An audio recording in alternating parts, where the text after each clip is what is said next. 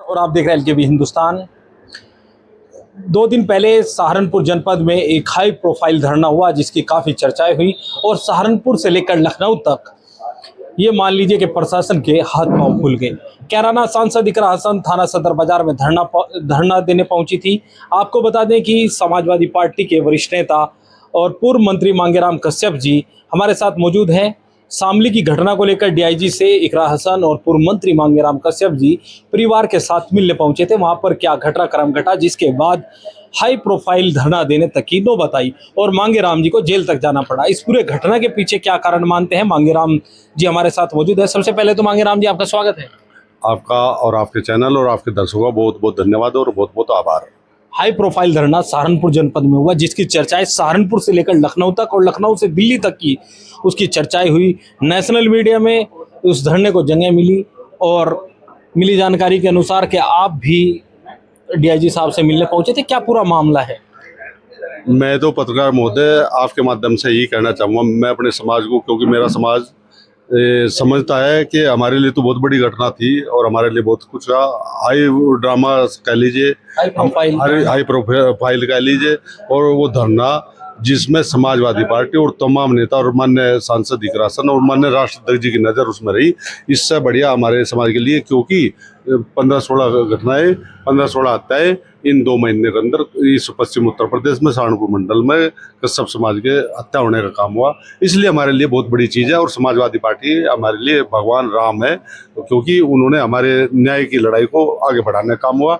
वही ये जो मोनू कश्यप है, जसाड़ा गांव, थाना कांदला, जिला शामली, जिसमें उसका मर्डर होता है, उसको अधिकारी, पुलिस और नेता मिल करके भाजपा के उसको आत्महत्या बताने का काम करते थे। लेकिन समाज सड़कों पर निकला, कप्तान साहब के ऑफिस को घेरा, तब रिपोर्ट दर्ज हुई और 2 लोग जेल गए हत्या के मामले में। 2 लोगों को जेल भेज दिया गया, रिपोर्ट दर्ज हो गई। अब पीड़ित परिवार को क्या लगता है कि उनको किस तरह से न्याय नहीं मिल पा रहा जब पुलिस द्वारा कार्रवाई करके जेल भेज दिया गया, एफआईआर मुकदमा हत्या की धाराओं में कर दिया गया है?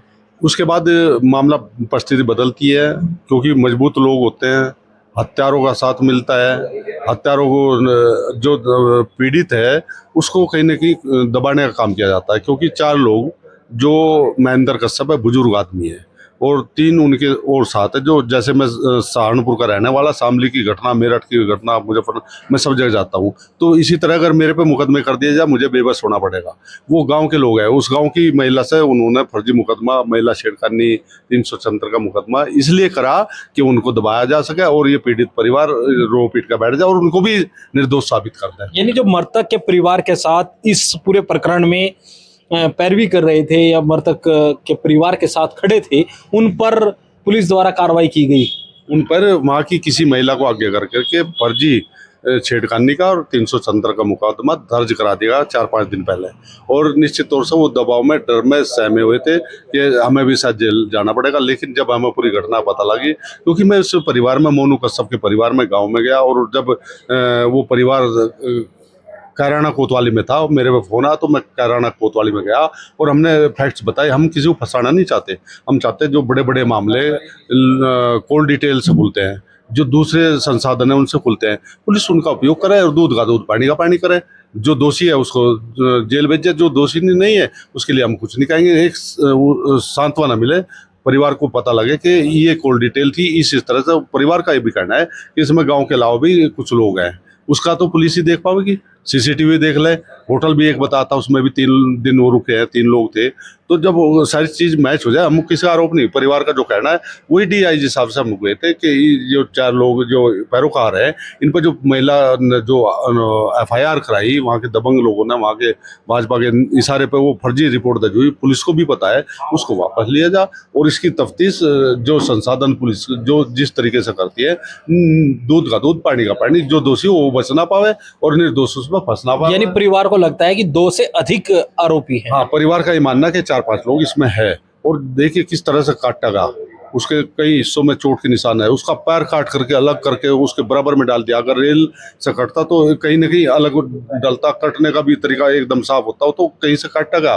निश्चित तौर से ये पुलिस का काम था। पुलिस उसे खोलने की बजाय पुलिस जो हमारे जैसे जो उसके पैरोकार है उन पर फर्जी मुकदमा क्यों हुआ, ये सोचने का विषय है। और डीआईजी साहब ने तो बिल्कुल स्पष्ट कहना चाहिए था कि फर्जी कोई काम होगा उसको खत्म कराया जाएगा, और इनके लिए स्पष्ट तौर से जो भी फैक्ट्स है, जो पुलिस तरीका है, पुलिस को तरीका हम क्या बताएंगे, पीड़ित परिवार क्या बताएगा, कॉल डिटेल तो पुलिस जानती होगी, हम तो जानते नहीं। उस परिवार को क्या पता कॉल डिटेल क्या हो, जो सबूत जुटाया जाए वो तो पुलिस जुटावे, जो हम लोगों से मदद है, जो परिवार का कहना है हम भी देंगे। विवेचना के दौरान तरीका तो पुलिस ही है ना, उसके पास तो संसाधन है, मशीन है, कॉल डिटेल का तरीका है, उससे मैच करे, पुलिस उठावे। जो 2 लोग बुलाने आए थे उनसे मैच कर ले, किस किस से बात हुई 2 दिन पहले कर ले, 3 दिन, उसका जो तरीका वो पुलिस कर ले। और हम चाहते हैं निर्दोष फंसना, दोषी बचना।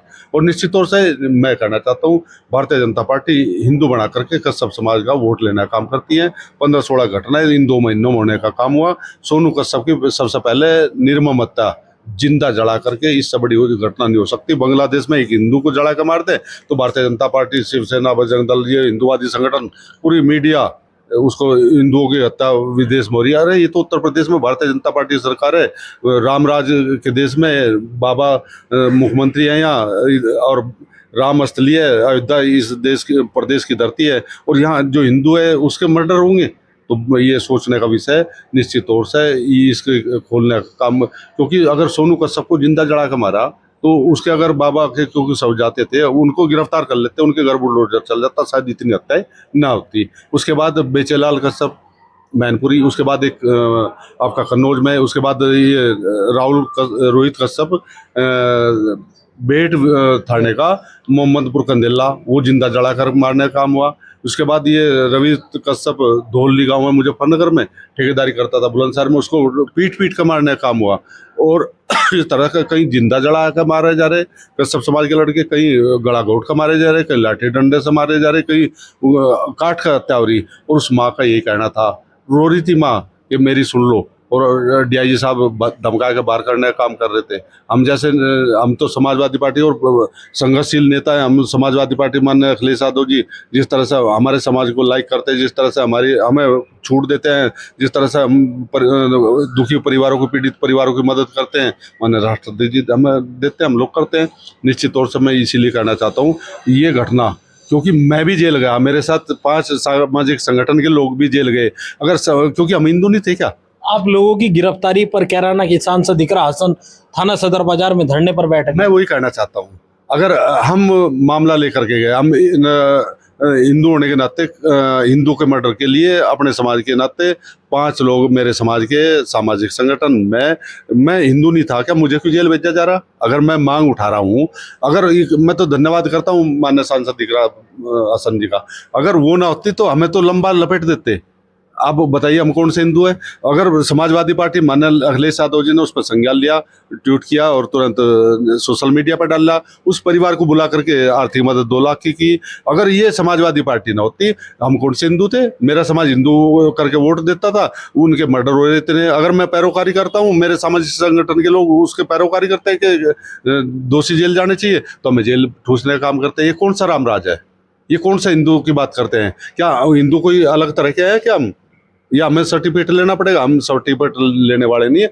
हम समझ गए, मेरा समाज समझ गया कि मेरा समाज कहता कि हमारे सामाजिक संगठन के लोग हमारे नेता को जेल डालने का काम करते हैं। और इसलिए मैं कहता हूँ समाजवादी पार्टी एक नेता, मान्य एक नेता, एक जो बड़े नेता है, और इकरा हसन जी समाजवादी पार्टी एक कार्यकर्ता, जो थाने में जा करके मेरे समाज के लोग जो थाने में जा करके उस लड़ाई को लड़ने का काम किया, और साहस का काम कम हुआ। अगर इकरा हसन वहाँ ना बैठती तो ये धरना नहीं चलने देते। उधर मान्य राष्ट्राध्यक्ष जी पीडी माना राष्ट्राध्यक्ष जी ने संज्ञान लिया, इस तरह से हमारी भी जान बचने का काम हुआ। अगर हम अपने समाज की समस्या उठाते हैं, मेरे सामाजिक संगठन के लोग और मैं, तो हमें भी नाप दिया था इन्होंने, हमें भी जेल लंबा करके डाल दिया था। और क्योंकि इसमें महान नेता हमारी सांसद इकरा हसन ने हमारी मदद की, हम उसको भूलने वाले नहीं है। जातिवादी हम नहीं है, जातिवादी समाजवादी पार्टी नहीं, जातिवादी भारतीय जनता पार्टी है कि हिंदू का वोट लेकर के उनके मर्डर करा करके उनके नेताओं को भी जेल डालने का काम करती है। इसलिए मैं कहना चाहता हूँ पत्रकार साथी, मेरा समाज समझ चुका है। ये कौन से हिंदू की बात करते हैं? राम मुँह में राम बगल में छुरी, ये तो काटने का काम करते हैं राम के नाम पर। इसलिए कहीं भी जो भी, क्योंकि अगर ये एक कार्रवाई कर देते एक घटना में तो शायद हमारी नौजवानों की इतनी जान ना जाती। और मैं निश्चित आपसे कहना चाहता हूँ कि इसी तरह से अगर चलता रहा तो हमारे समाज का अस्तित्व खतरे में आ जाएगा, हिंदू खतरे में आ जाएगा। भारतीय जनता पार्टी मुंह में राम बगल में छुरी, और सरकार बनाने के बाद हमें कटवाती है, हमें मरवाती है, हमें जड़ाती है, हमें उजाड़ती है, हमारे घर को तोड़वाती है। वो इसलिए कश्यप समाज समझ चुका है और सड़कों पर आने का काम करेगा। मैं तो कहना चाहता हूँ, हमें जातिवादी का आरोप लगाते हैं। 7-8 महीने पहले पटाखा फैक्ट्री में ब्लास्ट हुआ था देवबंद में। वहाँ एक जोगी समाज था, एक एससी समाज था, एक कश्यप। माननीय राष्ट्र अध्यक्ष जी ने, माननीय अखिलेश यादव ने तुरंत चेक दे दी और उनकी मदद हम समाजवादी पार्टी के तमाम लोग जाकर के चेक देने के बाद पहले एससी और फिर जोगी फिर कश्यप समाज को देने का काम किया। और हमें हिंदू बना करके किसी एक की मदद की हो, इतने मर्डर हो गए, इतनी हत्या होगी, इतनी बलात्कार होगी। समाजवादी पार्टी के माननीय महान नेता राष्ट्रीय अध्यक्ष PDA महानायक, उनका कोटि कोटि धन्यवाद करूँगा कि हम जैसे कार्यकर्ता को जिंदा रखते हैं, हमें बचाते हैं। और इस पूरी घटना में अगर शायद इकरा सन इस तरह से मेरा और मेरे समाज का पक्ष ना लेती तो शायद हम भी जेल में सड़ने का काम होता और वो अपराधी बच जाते। और वो जो फर्जी मुकदमा लगा तो वो पैरोकार भी जेल होते। आज हम जेल जाते, कल वो पैरोकार जेलते। आपके माध्यम से बस इतनी रिक्वेस्ट मांगेराम जी, मेरा आपसे सवाल है, जिस गांव में घटना हुई, कश्यप समाज भारतीय जनता पार्टी का कोर वोट माना जाता है। शामली जनपद की घटना है, शामली जनपद के जिस गांव की घटना है वहां से भारतीय जनता पार्टी के विधान परिषद सदस्य भी हैं और शामली जनपद के जिला अध्यक्ष भी कश्यप समाज से हैं, रामजीलाल कश्यप जी।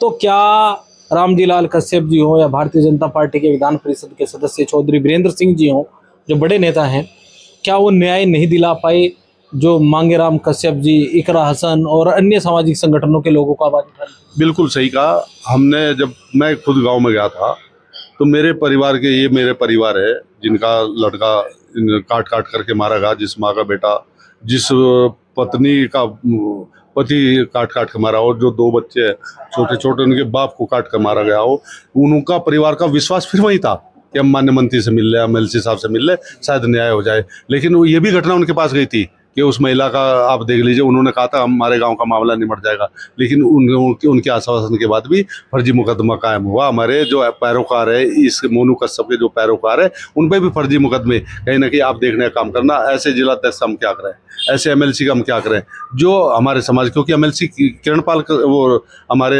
नरेंद्र कश्यप मंत्री है सरकार में, वो कहीं भी इस घटना का संज्ञान लेते। वो तो सोनू कश्यप के हत्यारों को बचाने के लिए 5 लाख का चेक देखा है, वो भी धोखा हुआ हमारे समाज के साथ। अगर इलाज में खर्च कर लेंगे 1 साल में ठीक है, नहीं तो वापस चला जाएगा।